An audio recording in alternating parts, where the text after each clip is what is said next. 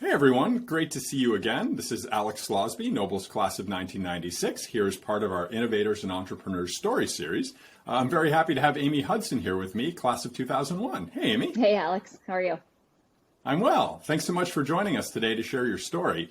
Amy is Vice President, Global Center of Excellence for Ciara, which is a mid-stage startup in the customer experience space. And Amy has a great story to tell of a range of experiences from Noble's through to her time at Cornell and Dartmouth, some time in consulting, some time working with early stage startups, and now at Ciara, a mid-stage startup in the customer experience space. So Amy, let's actually get started. If you could maybe speak a bit about your time at Noble's, some of your good memories there, and what set you up for your path to Cornell. Yeah, no, happy to do that. It's funny, I look back at Nobles as really laying the foundation for me, both personally and professionally, not just in my career, just in life in general.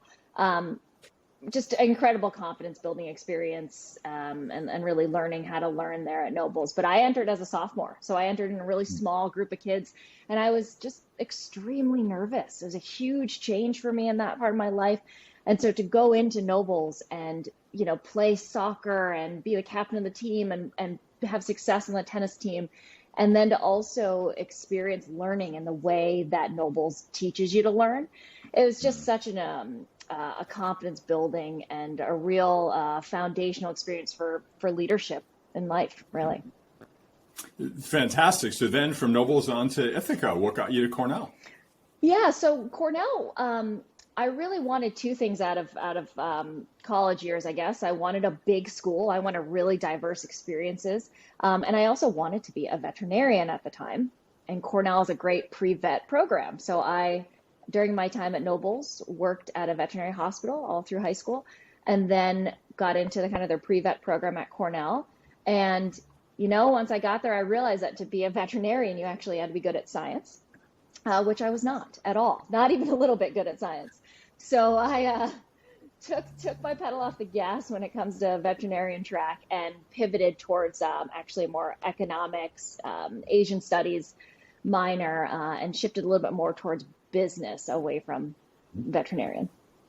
Mm-hmm. And I love your story about that pivot. I was really passionate about technology at Nobles, and it just made a lot of sense to go to college for computer science. And I went to Brown and then figured out you actually had to be good at computer science to be good at computer science. So yep. I pivoted to political science, and I love that word, that pivot. I think a lot of students graduate, think they've got some things figured out, and then suddenly learn a lot about themselves and maybe head in a new direction, right? You bet, you bet. For me, the answer was just own a lot of dogs when I grow up, and then maybe go into business instead.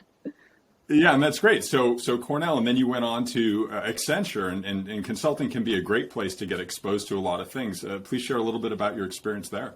Yeah, so for Accenture, it was really, this is where I'll kind of call out the importance of mentorship really quickly. My mom has been a great mentor of mine, believe it or not, through my whole career. She was one of the first women in her MBA class in the 70s and had just like a really impressive career. Said to me, out of undergrad, the best thing you can do is just get exposed to a lot of different businesses and get a great kind of professional foundation. So really think about joining like a big four consulting just to get the training. So I did. So I went to Accenture.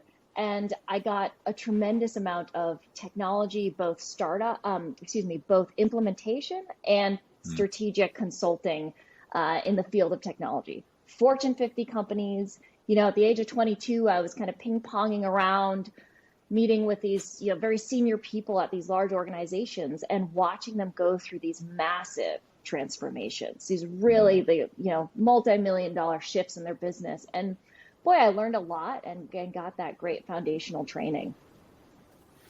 Fantastic. So it sounds like it exposed you to a lot. I believe you then went on to Tuck, and then your focus shifted to early stage companies, correct? Yep. No, that's right. I loved Accenture. I learned a lot, but it was the kind of experience where you could work 80 hours just giving it your all, and you were barely moving the dial for these huge companies, right? These businesses are massive. And I really wanted to have my hand closer to the innovation. I really wanted to be close to the technology and really see kind of the fruits of my labor impact a business straight away. I pivoted in a different direction and went back to business school at Tuck and really focused on venture and startups in general. And so I tried to start my own little consumer products company while I was there. it was a hair care company for multiracial hair types, particularly Asian American hair types. So I got to build my own product and company there to start. Decided that I didn't want to run solo on my own. It was a great experience, but didn't want to fly solo, and so started focusing more on the early stage, mid stage startup scene where I could have a lot of impact on business still, but really have a core foundation that had already started. And I believe you found that focus in the customer experience industry, contact industry. Yeah, it was funny. I got out of Tuck. I wanted two things out of Tuck. I wanted to join a company that was very much going to disrupt its kind of stale industry. I wanted a disruptor, and I was comfortable going to a more dinosaur-ish industry as long as the company was going to blow the industry away. So that was one.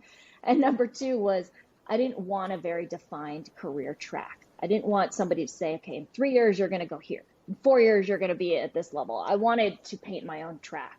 And so I ended up through a Tuck alumni. He was an investor in this company in the contact center customer experience space. He made the introduction. And that's how I kind of fell into the industry, just based on their disruptive nature and my career potential, really. Wow. So you're at Ciara now. Tell us a little bit about the company. Yeah, so now I'm at a company called Ciara, and it's very, very cool. It is quite disruptive. So it's the customer experience space, which is a massive industry, right? But this industry is heavily, heavily invested in the strategic nature of customer experience, meaning, oh, what's the best journey through text or phone calls or your website as a customer? You know, if you want to get a hold of a major company, what's the best way to do that as a customer? A lot of the industry is invested in that journey. What Ciara does is it focuses more in what's actually happening for our customers right now. What is their experience? Not 2 weeks ago, like NPS or CSAT might do, not a couple weeks ago.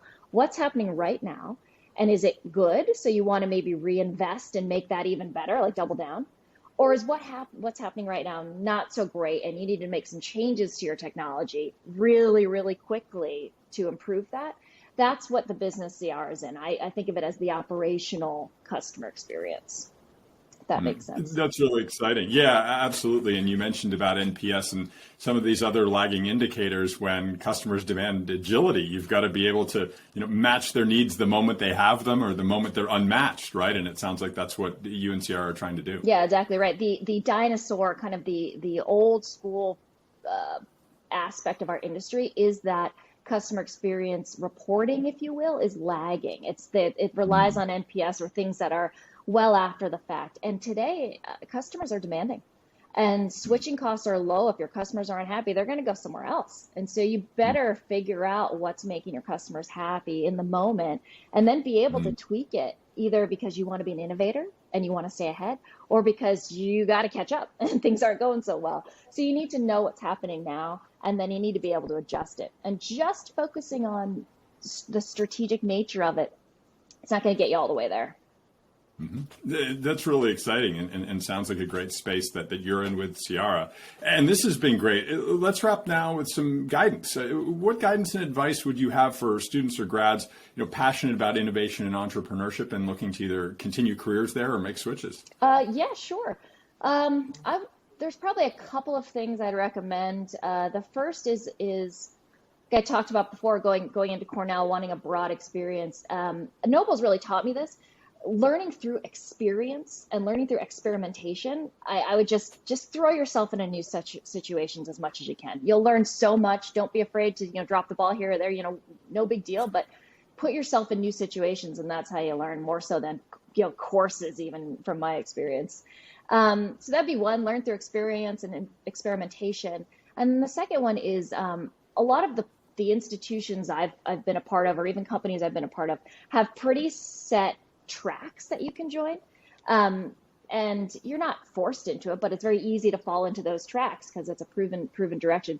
Don't be afraid to create your own, within those institutions. Outside, just don't be afraid to follow a path that nobody else has followed at each step in your journey, because that's, in the end, I think how you make yourself into a happy career, if you will, and that's how you get innovators. Just don't be afraid to do whatever your gut says is interesting and fun for you, even if 99% of the people are going this way where you are. I think that's fantastic advice. And Amy, thanks so much for spending this time here. Great to reconnect with you and really appreciate you taking the time to share your story. And to all of you, really appreciate you taking the time again to watch and listen. It's great to be able to bring these stories to you and look forward to bringing you another story soon. Thanks so much. Thanks, Alex. It's great to reconnect.